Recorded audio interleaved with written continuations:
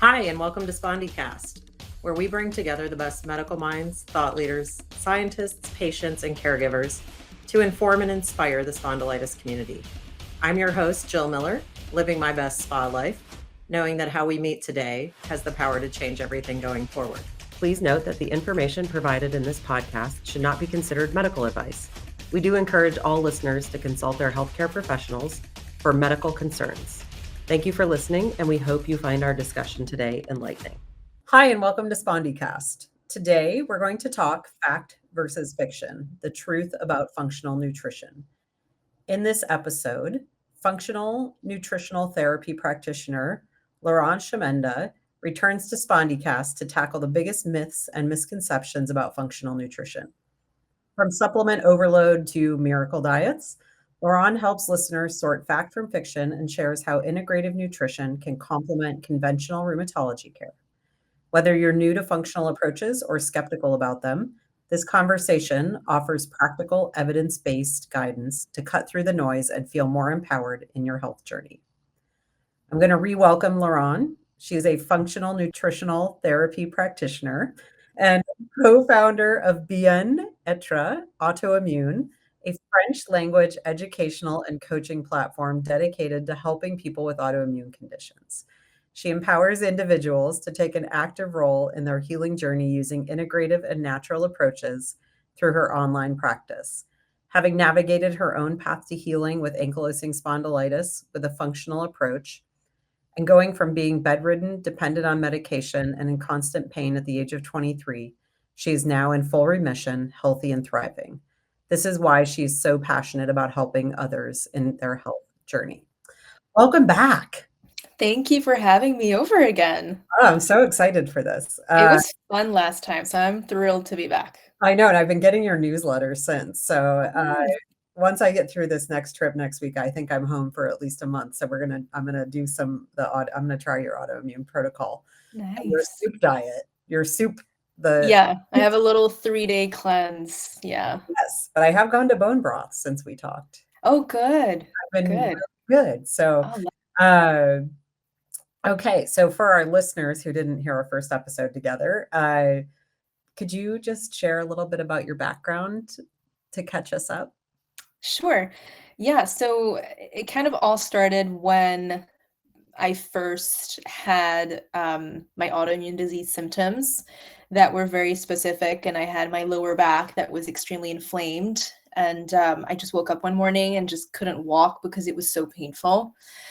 It took me 6 months to have a diagnosis of ankylosing spondylitis, which is actually a good amount. It's a good time. Like the average is more like 4 to 5 years to get a diagnosis. So even though it felt like it was the end of the world, it lasted forever. I feel very grateful that I got it pretty quickly.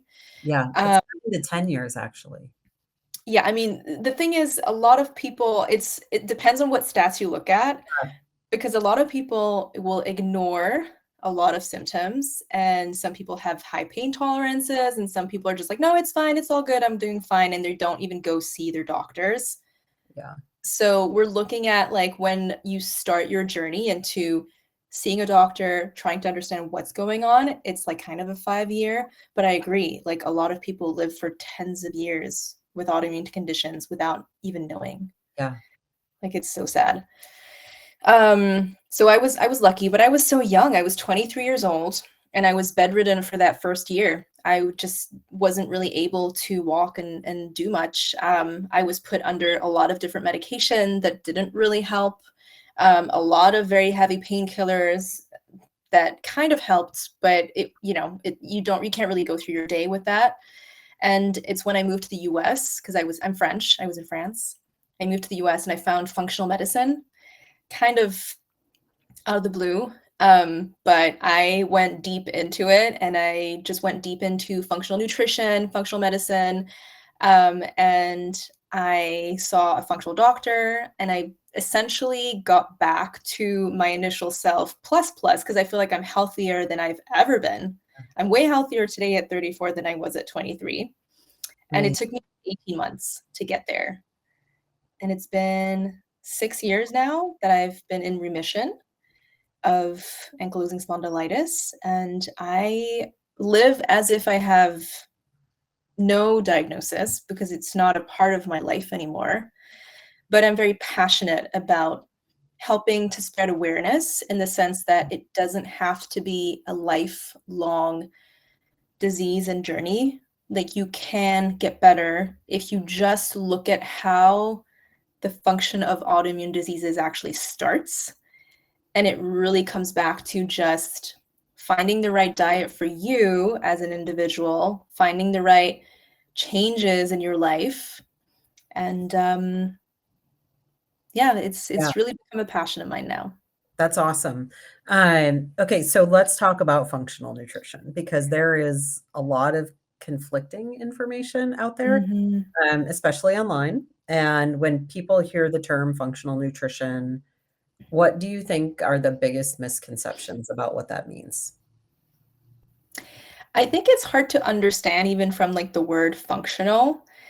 Um, the thing is, when you're on social media and you're following a bunch of different Instagram accounts and you're seeing a lot of fads, a lot of kind of fake approaches to an amazing result that's going to be that you're going to be completely healed from your autoimmune disease because you're going to drink this green juice, right? So I think it gets a bad rep.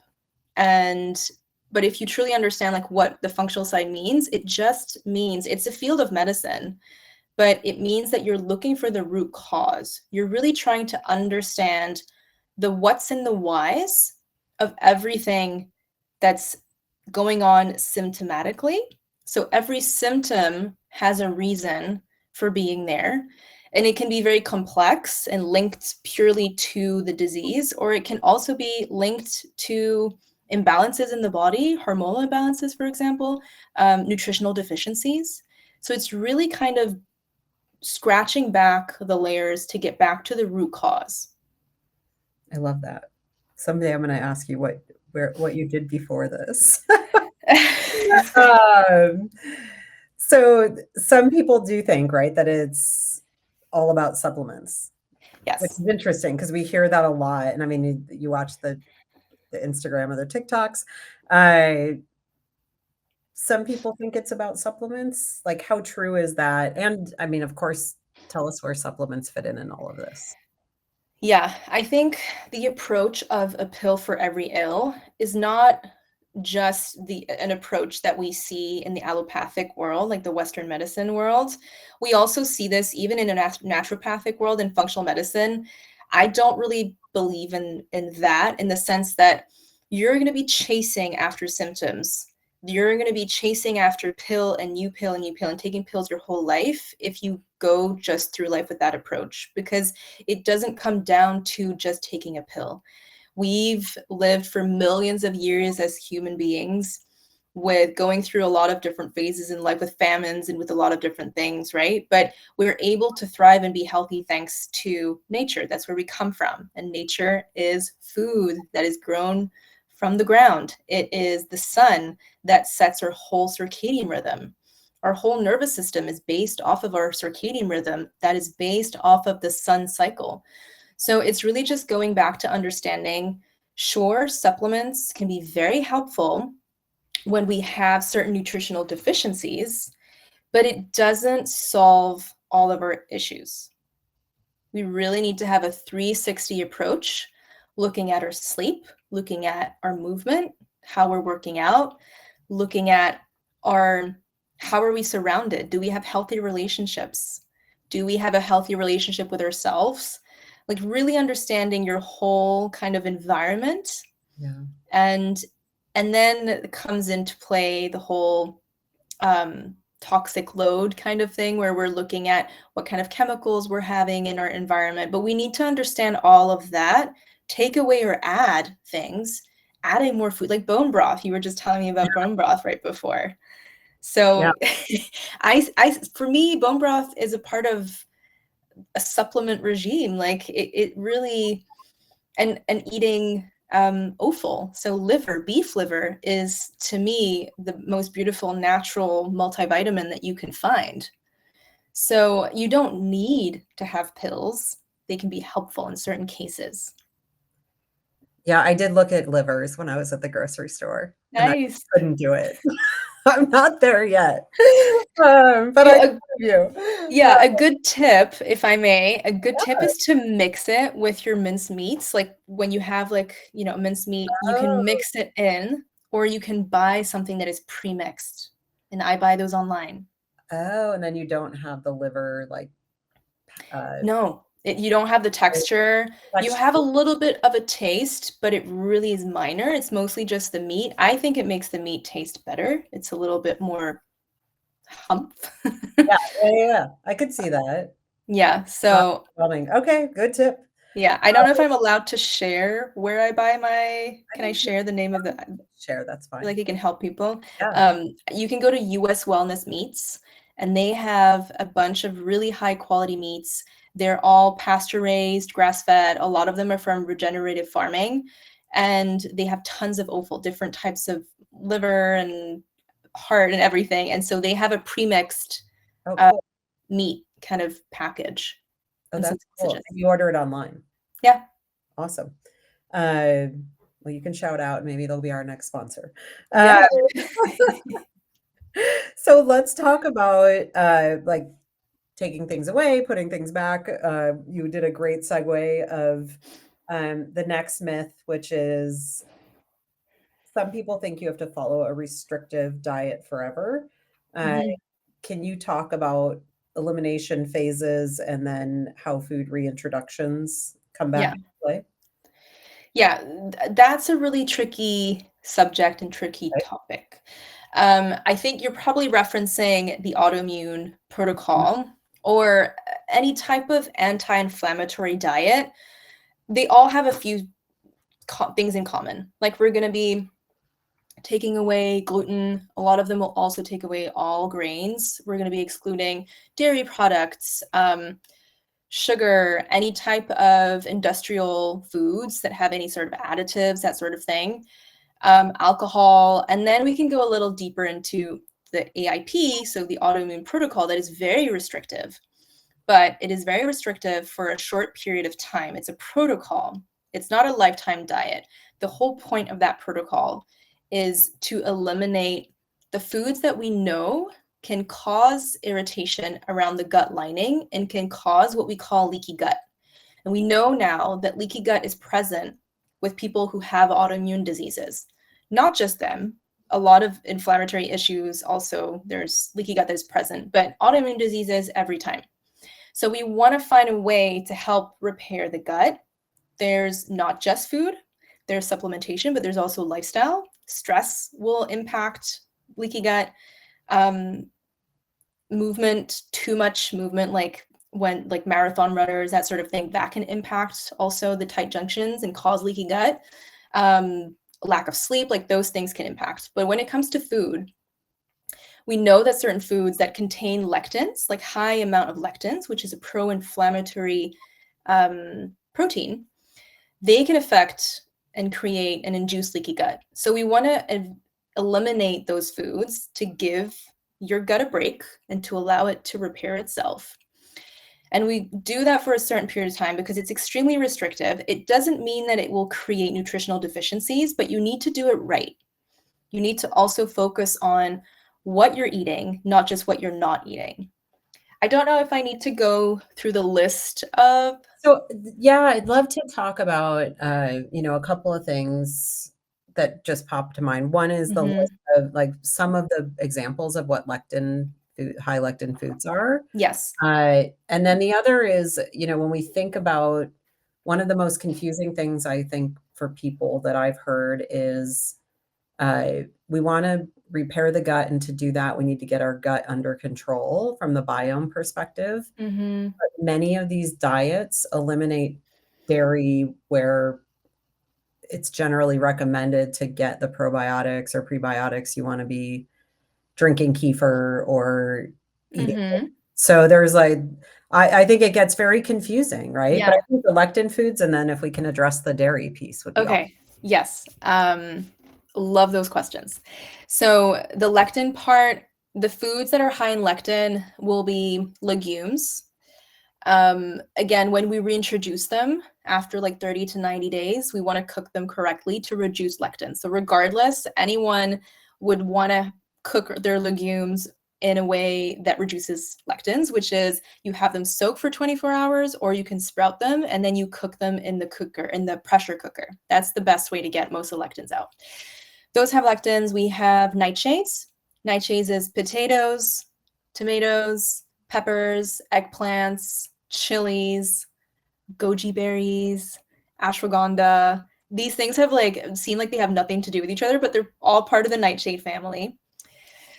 So of course, all grains contain a lot of lectins, agglutamins, and which is a big family of, a lot of it is gluten producing proteins. So we have gliadin, which is a type of gluten in wheat, barley and rye, but we have also types of gluten that are lectins in other grains, right? So like orzonin for rice, for example, like we have those that can be a little bit irritating. Where else do we have lectins? So we don't have lectins in dairy products, but we reduce those, or we eliminate those initially because they're known to also cause issues. So the AIP, or autoimmune protocol, is based on 1,200 studies, different studies, not just on nutrition, but it really is an extensively well brought up and constructed protocol. And there are 7 clinical studies on the autoimmune protocol to understand how it's working and if it is working. And the results are absolutely amazing. And so in those studies, in the 1,200 studies, they've also found that with dairy products, they can be irritating the immune system, so contributing to inflammation, and that's the casein. Not so much the lactose, it's the casein. And then B, it can be irritating the gut lining. If that answers your question. Did I cover all the lectins? I think grains, not grains, sorry, seeds, nuts and seeds. They also contain lectins. And don't get me wrong, they're filled with amazing nutrients, and I love nuts and seeds. But if you're wanting to give your gut a rest and repair leaky gut, you eliminate them for 30 to 90 days. 30 to 90. Okay, that's the method. Because people have asked before, and I think everyone wonders how long, we hear a lot around AS too, like, I called it gluten limited as opposed to free, but a lot of people wonder, like, well, how long does that take? Or do you don't feel better overnight always? No. It has to sort of work its way out. So 30 to 90. Yeah. And that's super helpful. And then let's get into the dairy products. I don't think I answered the dairy products. Yeah, I mean, I think it's like the casein versus lactose. Yeah. Right? Yeah. Generally, like, you're trying, I think is the autoimmune protocol, it's first to sort of like remove things and settle the system. Is that a fair way to say it? Yes, but you also want to add things. Right. So what would you add first? So there's a lot of like superhero foods that we want to be adding into our diet. And so you talked about lacto-fermented foods, like you were saying, kefir or yogurt or whatnot. You can find that through sauerkraut, kombucha, kind of. I'm not the biggest fan. It is based off of sugar, but it's a fun drink if you're on a night out or something and you can't drink alcohol. But essentially you'll get that from other types of fermented foods. That's the first thing, like sauerkraut. You want to introduce bone broth. That is your go-to little home remedy filled with different amino acids like glycine, L-glutamine, that will help rebuild. It'll help like patch up your gut lining. Then we have mushrooms. They're like a whole kingdom of themselves. And so those you can probably eat on a daily, filled with different types of sort of antioxidants like beta glucans that will help support the immune system. Leafy greens, mostly for their nutrients. And then offal. Offal has really like a central part in the AIP because it's so dense. It's the best bang for your buck in terms of nutrient density per like inch squared. Yep. You have every essential nutrient that is necessary for the immune system to function properly in beef liver. And for people who don't know what offal is, it is OFFAL, right? And Yeah, it's internal organs of an animal, essentially. right. Okay. Yes. Yeah, I didn't know what it was 10 years ago, so I imagine there are other people that don't know either. Um, you're right. okay, so we talked a little bit about AIP. So your bottom line message there, your life isn't over, and there are plenty of wonderful things to eat and feel good that you Yes, can, and some of the autoimmune protocol is restrictive at first, but the yeah, goal is to settle, start to heal, and then reintroduce things that are healthy into the system. exactly. I do want to say though, there is no miracle diet. It really is important to understand that this is a great base. Like it's something that's great to do that helps with most people, but you cannot just focus on your diet. You have to focus on regulating your nervous system, on reducing stress or managing stress better. You have to focus on your connection with yourself, with others, with nature, focusing on movement, focusing on sleep. Sleep is a huge one. So it's 5 pillars. AIP is 5 pillars, and food or nutrition is one of the 5 pillars. So I really want to emphasize that it's not just a miracle diet. You just do the diet, and in 90 days you're a new person. But it does have a lot of really great results. And I also want to say it can really differ from person to person. I did the elimination phase for like 4 to 5 months, not 3, because we say we do it 30 to 90 days. For me to feel 100% confident reintroducing foods, it took me like 4 to 5 months. Okay, that's good to know. Yeah. Okay, next, let's talk about the word natural. Uh, maybe that ding was from the gods above. So, there is a perception that people believe natural means safe. How do you Yeah. help people evaluate whether a natural alternative is evidence-based and safe? That's a good question. That's a claim that is on a lot of different supplement bottles, on a lot of different foods in the supermarket. Like the fact that it is natural means absolutely nothing. There's no label behind it. There really is, no organization that is controlling anything behind the word natural. If you're seeing that as a marketing kind of scheme, like it doesn't mean anything. But when we look at the word like natural, if we're looking at a natural approach in terms of if you're going to see a naturopathic doctor or trying to find more natural approach compared to an allopathic approach, we have to understand that even natural things like taking a supplement that is natural, so it'll be part of a plant, for example. Not all supplements are natural, by the way. A Right. lot of them are synthetic.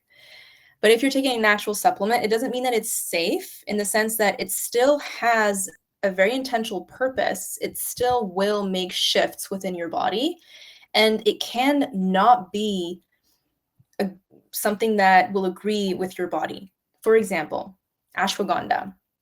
Ashwagandha is probably one of the best studied supplements, right?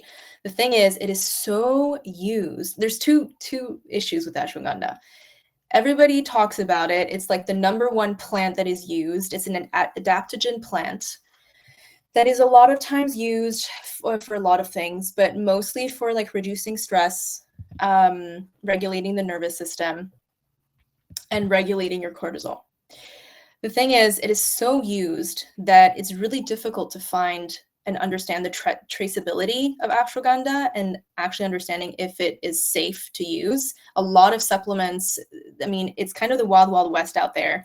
It's either you go through a supplement brand that you know and trust and understand that they're 100% transparent on their website and you can find all the information you want. If it's just a website with a cool bottle that says natural ashwagandha and no ingredient list, nothing, you're pretty sure that it's not sourced properly. There's probably some excipients or something in there to make it to make it more like consistent in the pill. So you can hurt yourself with certain supplements. And also ashwagandha is another example for a supplement that doesn't work for autoimmune diseases or people with an autoimmune disease. Why? Because ashwagandha is a risky supplement to take because it will, so it's a little technical, but we look at a balance between certain leukocytes or lymphocytes that will either go towards Th1 or Th2. You look at different types of balances within like your, wait, I'm looking for the word in French. Lymphocytes. And so the Th1, Th2 balance is very important in either an allergy type or an autoimmune type kind of person.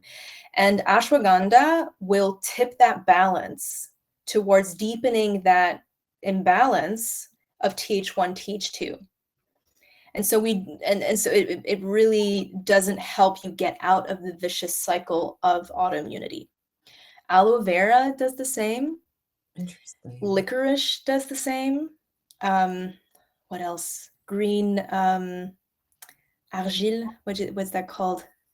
Something that you can put on your face to. Sometimes I have the clay. Oh, okay. Got it.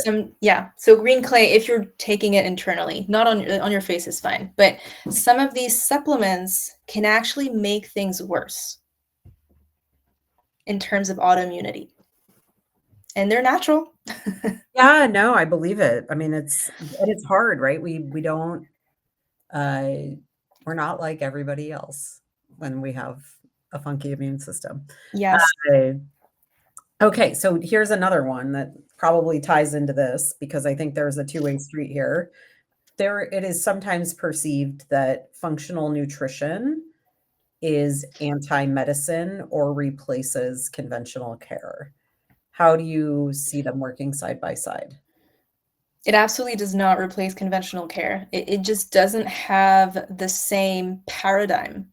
And so they really work together because natural care first, conventional care, I mean, first of all, even just to get your diagnosis, like you need to go through the allopathic route and have a doctor that is trained and has been trained for 10 plus years to understand the pathology. So even just from that standpoint, and once you have that, you can make a choice and then decide what you want to do and with your body, of course, but they work hand in hand.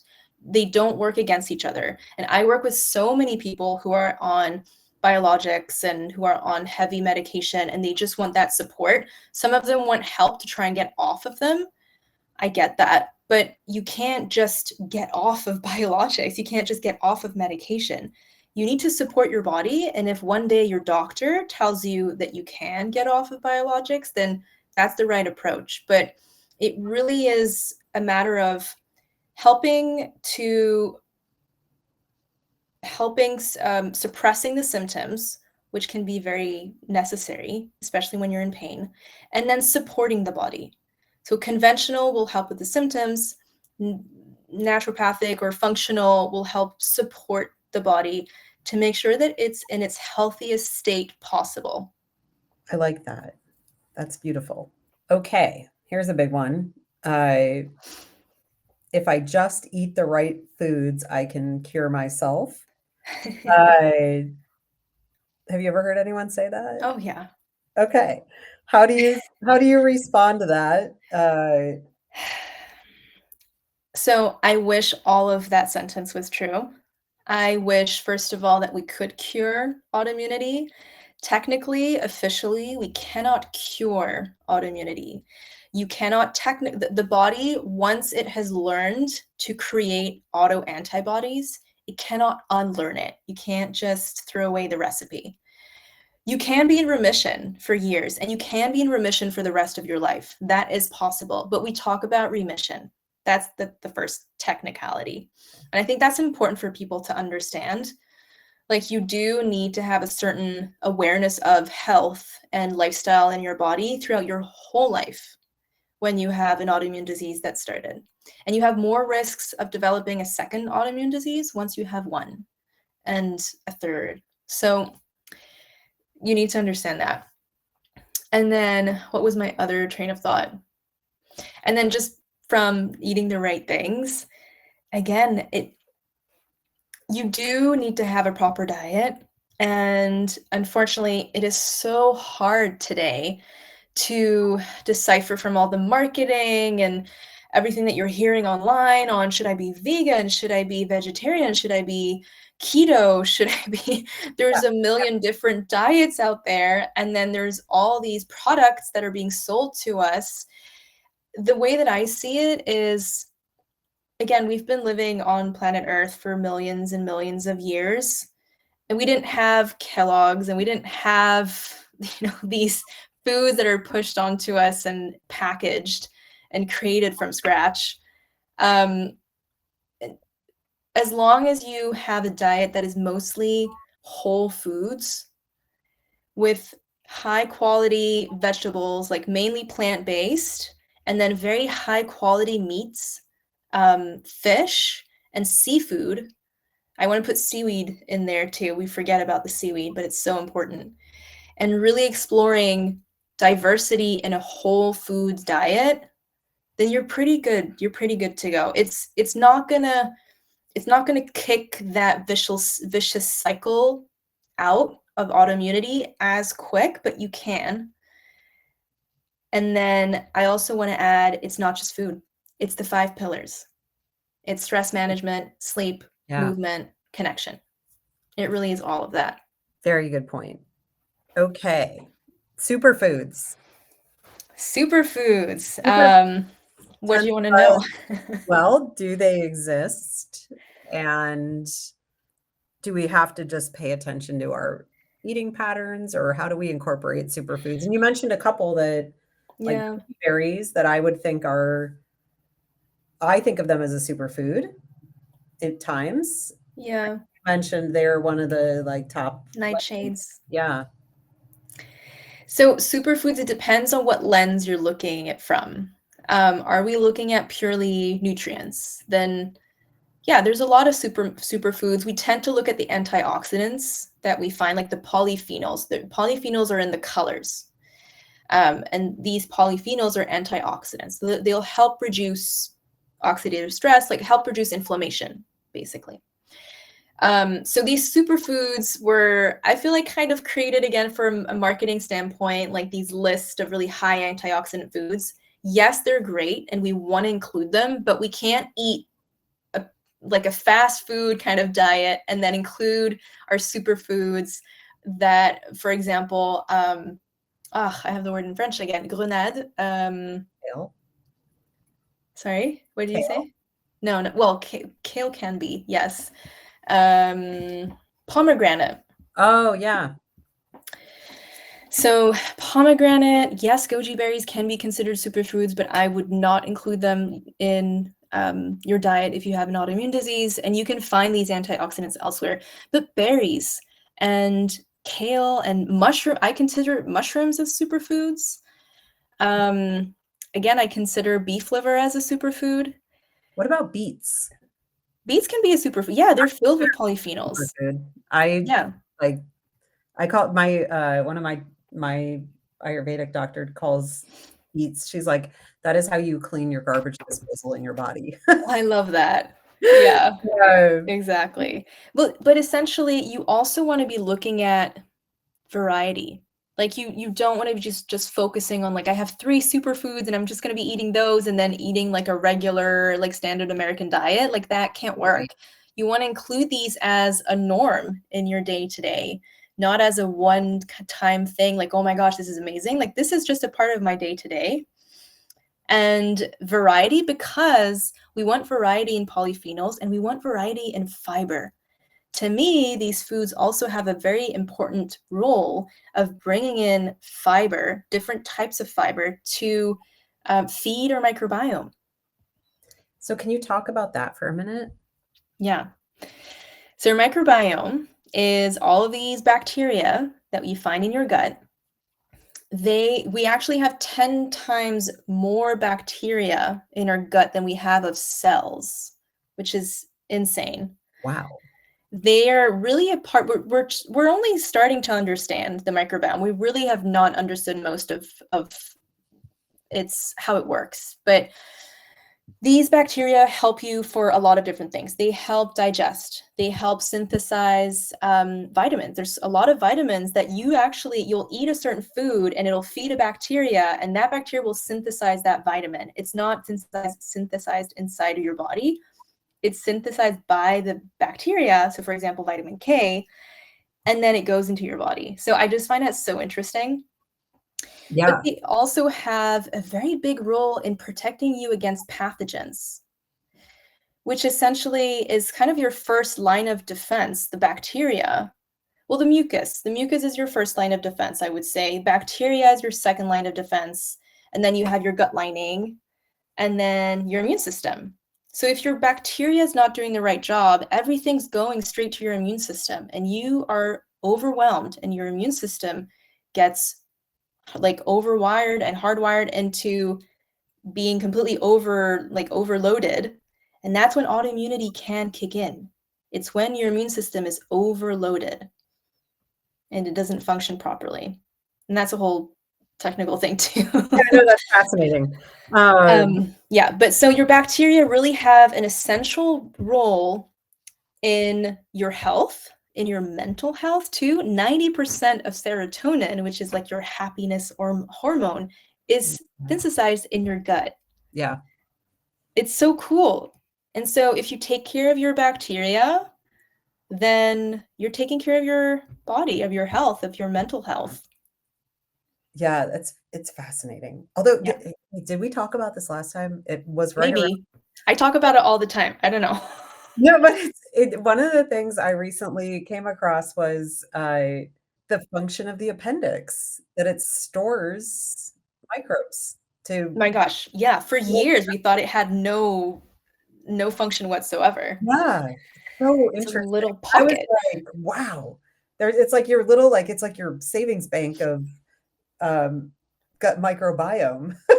Nothing in the body is there for no reason. I couldn't believe it either. I mean, Like, we need to get back to trusting nature and evolution. Like, there's always a reason for everything. yeah, I would agree. And sometimes I say, like, isn't it amazing that we have to have really long conversations about whether or not it's healthy to drink water? Speaking Yeah. of, we talked a little bit about science in functional nutrition, and you mentioned there are a number of AIP pieces of research, but it's not trial and error, right? What do you mean by trial and error? It's not just, it is rooted in science too. Yes, for sure. But it's completely, it's different from person to person.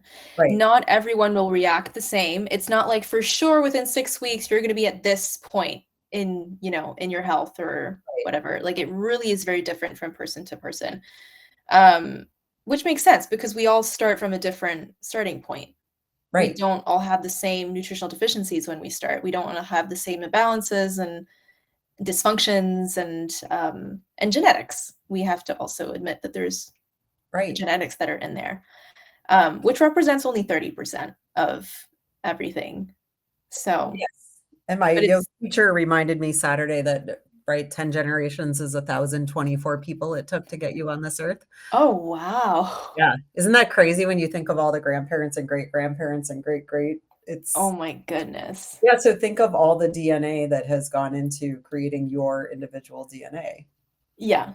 And so there, like I know you were calling it maybe last time bio-individuality. Is that what, in terms of like, there is not necessarily a one size fits all will work for everyone diet. No. But again, it's a good starting point. Right. And also, your bio-individuality is not just about who you are, like from a genetic standpoint, but it's who you are in your life, in your moment in life today. Mm-hmm. Like, you're not going to be reacting the same to anything in your environment when you're 15 or when you're 35 or when you're 65 or when you're training for a marathon or when you're pregnant, or it really changes throughout your whole life. Yeah, and I would think even those pillars are a little different throughout your life. So thinking a little bit like a radio. Yeah.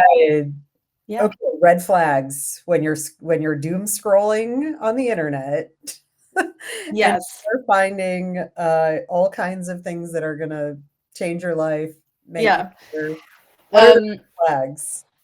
red flags. Wait, I'm just realizing maybe for the previous question, I think it might be very helpful for people who are looking to find more information on these studies that I've been telling them Oh, about. yeah, for sure. First of all, the sources of all of the studies of AIP are all in Dr. Sarah Ballantyne's book. She's also called the Paleo Mom, and so she wrote the book called The Paleo Approach, but it's about AIP. She just wrote it years ago, and at first it was called The Paleo Approach. So all the studies that it is based off is sourced on there. I'm sure she has her sources on her website too. She's Yep. very, very, very science-backed and science-heavy. And then if you're looking for the actual studies, the 7 clinical studies that we've seen today, you can find them on autoimmunewellness.com. I love this blog, love this website. Andrew Alt and Mickey Trescott built that blog 10, maybe 50, I don't know, a lot of years ago. And there's so much information about all of that. There's a lot of great stories, like recovery stories on there, that can give you a lot of hope that what I'm telling you is not just happened to me, like it's happened to hundreds of other people. And so it's great to see. And there's an article in there of the studies. You can find the article in the blog. You'll have to look at Autoimmunewellness.com yeah, /AIP medical research. AIP medical research. Yeah. So there AIP you go. medical research. Yeah. And then it links to the 7 Yes. Yeah. and I think it links directly to like this is to Oxford. Good. Okay, Yeah. good. Grounded in I think science. that can be exactly. It can be helpful. These are small clinical studies, but they are very helpful to look at. No, that's fantastic. I know that most of us are like nerds about sucking up information. Yeah. Okay. Okay. Red flags. Red flags. Red flags. In terms of when you're trying to soak up any information, like what the red flags can be. Sure. When you're scrolling on Instagram and someone's telling you it's too good to be true. Yeah. Well, exactly. I think there's not one miracle diet. I really can't stand it when people are selling you this one product. It's like one thing that's going to change your life. And maybe it is helpful, and maybe it's a supplement and it has a few very interesting micronutrients like quercetin and curcumin, and it can be helpful, but there's never one thing that you take or do that will change everything. And we see a lot of that. A lot of people are trying to sell you this one supplement or one kind of protocol of like, well, green juices, for example. It's like, I mean, if you want to do a little green juice cure and you find that fun, that's fine. I personally don't really agree with those because, in my opinion, they do mess a lot with glucose regulation, and there's not that much plus. You always want to look at the benefits. And what else? Well, you can't technically cure. I mean, that's hard to hear, but you can't technically cure from an autoimmune disease, even though, I mean, I go by my days like not thinking about that diagnosis. Like I could say I'm cured. I'm not technically, but I could say that in terms of how I feel. But it is a work in progress. Like you need to keep working at it. I have the craziest, healthiest lifestyle. Yeah. I So mean, listen, and it's hard too, right? We yeah. talked about that last time. There are like it can be baby steps too to get there. Yes. But yes, I think let's stay away from the word cured. Mm-hmm. What was the other word? Miracle supplements, miracle Well, anything. food, this one thing that you can do. Yeah, and then also, I mean, unfortunately, I've come across a lot of doctors that will say that food will not have any impact, Hmm. that nutrition has nothing to do with inflammation and autoimmune diseases. I think it's more prevalent in France, but there are some doctors that still do not believe that there's a link between nutrition and autoimmune diseases. And Okay. it's simply untrue. You can do a quick search on PubMed and you can find thousands of studies Yeah. linking nutrition with immune regulation. Yeah, that's very unfortunate. Yeah. That there are still people who have to be in a community like that. Okay, so we're almost coming to the end of our time together again. Mm-hmm. What is, if you feel overwhelmed as a patient, what is the one place you can start? And I think you mentioned it, but Mm-hmm. Yeah, I mean, it's not easy. Yes, I did mention the autoimmune wellness blog, but if you feel overwhelmed, you won't really know what to. There's tons and tons of resources on there that are amazing, but how do you know where to start? How do you know what to look at, what to look for in the website? I think working with a practitioner, I mean, I'm not like tooting my own horn, but working with someone that understands you, potentially has been there, has been through this before, and also that is specialized in this, that understands the whole mechanisms, and that can understand you, that can really figure out, put the detective hat on, figure out what's going on with you. And that can be a functional doctor. That can be an FNTP, like me, like functional nutritional therapy practitioner. That could be a naturopathic doctor. There's a lot of different people that can help you in this space. awesome. And last but not least, what would your message be to anyone who might be skeptical about functional nutrition, but also curious? Well, skeptical, you can look at the data. You know, if you're really curious, you can dig deep into the studies and look at also what there's some great people out there in this space that do a great job at communicating all of this knowledge. I'm thinking of Dr. Mark Hyman, Andrew Huberman, Gary Brecka. Like, if they're curious, they can go and look up what these guys are talking about on podcasts and interviews and all of that. I think that's a great way to start, and it'll immediately it'll click. You'll be like, oh, this makes so much sense. Yeah, I'm with you. I've been down that. And where can people find you again? So you can find me on Instagram, laurane.nutrition. I do also have a French Instagram, Laurane.Chemenda, but it's all in French. So if you're looking for me in English, it's Laurane.Nutrition. And then my website is Laurane, Laurane, nutrition.com. Amazing. This has been so much fun again. Thank you.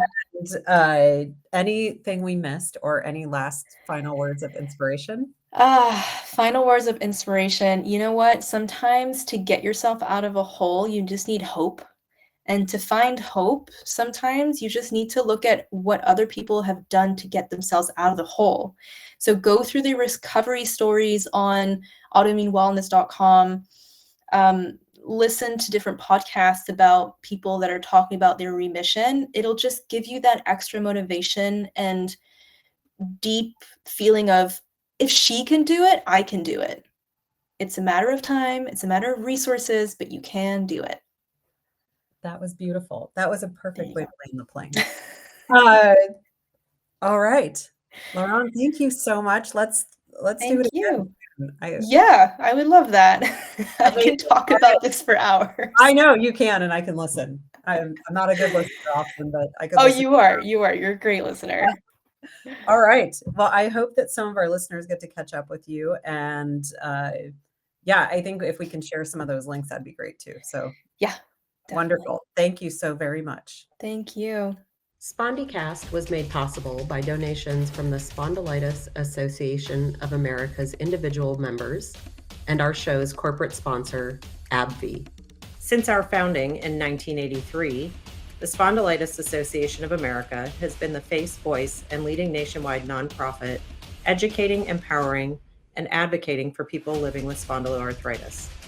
Through our extensive work with patients, the medical community, and partners, we provide information and resources to help people impacted by the disease live better lives and champion research to find a cure.